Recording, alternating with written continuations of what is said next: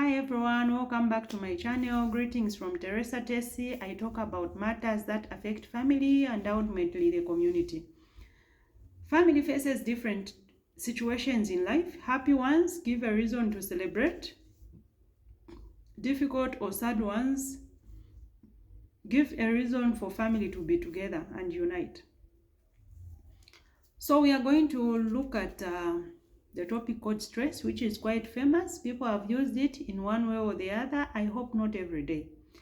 For the sake of this discussion, we are going to describe stress as a change that causes physical, emotional, or psychological strain, or tension, or pressure. Now, stress can be looked at from either positive or negative aspect. So the positive aspect of stress is called eustress. It creates motivation for excellent performance.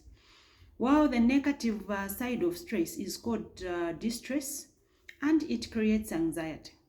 So for the sake of this discussion, we are going to look at negative stress. Let us proceed and look at the types of stress. The first one is acute stress, which refers to one's physiological or psychological response to a stressful situation taking place for a short period of time. For example, if one has been told to prepare for an exam on a short notice, stress is likely to build, and once the exam is done, the stress disappears. The second type is episodic stress, which refers to regular repetition of acute stress. For example, taking care of a sick family member. The third type of stress is chronic stress, which refers to one's physiological or psychological response to a stressful situation taking place for a long period of time. For example, loneliness among some family members. So let us proceed and look at some causes of stress. For a family, we are looking at family matters. So the first one is work stress. We are looking at the stress that is built from one's job. So on this one, it could be due to lack of inadequate tools, information, or materials needed for one to do the job. Or one is having a lot of work to do because maybe the workmates are lazy, or one has a supervisor who is not sensible and not flexible, or one is supervising people who are lazy, insensitive, and not flexible. So the stress that is built on one's job is likely to be transferred at home on family members who do not even understand why somebody is yelling, for example, or why somebody is just moody. So it's important for supervisors as well as subordinates to have proper rapport and effective communication, so that simple things which look complicated at the end of the day can be resolved and stress can be reduced or avoided. The second one is financial challenges. When there are insufficient or no funds to spend on families' expenses, it becomes stressful for parents as well as children and other family members, because access to, for example, good food, clothes, maybe electronic gadgets and other things, it will be limited. So it becomes stressful, and the most important thing here, a family must make sure that the budget is actually below the family's income. If your income is $10 per month, make sure your budget is $6 so that you are not stressed. The third cause of stress is abusive relationships. People are in relationships where they are abused.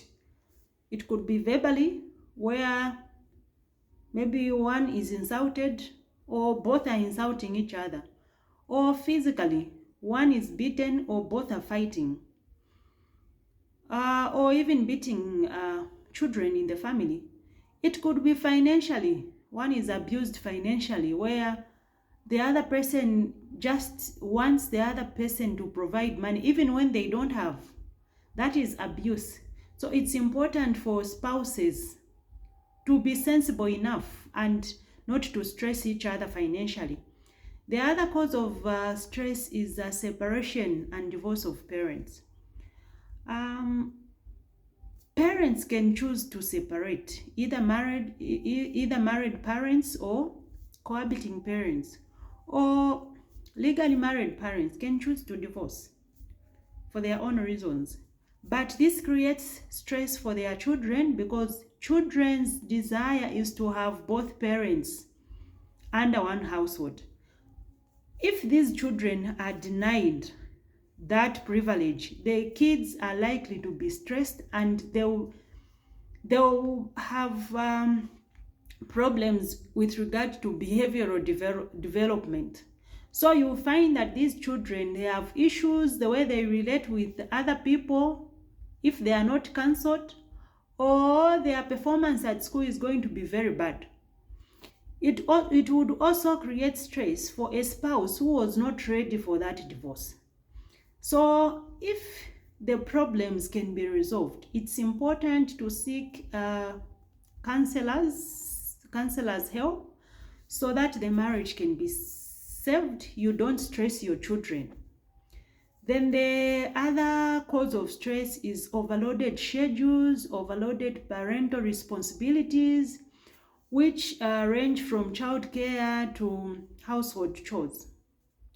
For example, overloaded schedules. Some parents are ever working. They don't have time for themselves. They don't have time for their children. They don't just think of anything else except their jobs.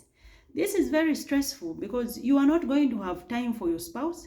You are not going to have time for your children. And when your children get disconnected to reality, they start using drugs.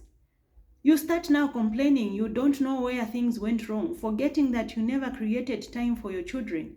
It's important for parents to plan their lives. You cannot just be working every time. It's not even possible and it's not normal. So it is stressful. You are creating stress for your children because your children feel that they are not really special to you, either to both of you or just to one parent. It is the job of both parents to raise their children, and you have to be in their life present. So let parents try their best to create time for their children. No matter how little it is, it will be appreciated so that these children don't get disconnected to reality and start using drugs because they want to seek attention. The other cause of stress for family members is overloaded parental responsibilities. Parental responsibilities coupled with work, where someone has to do the job. When they are at work, they do the job.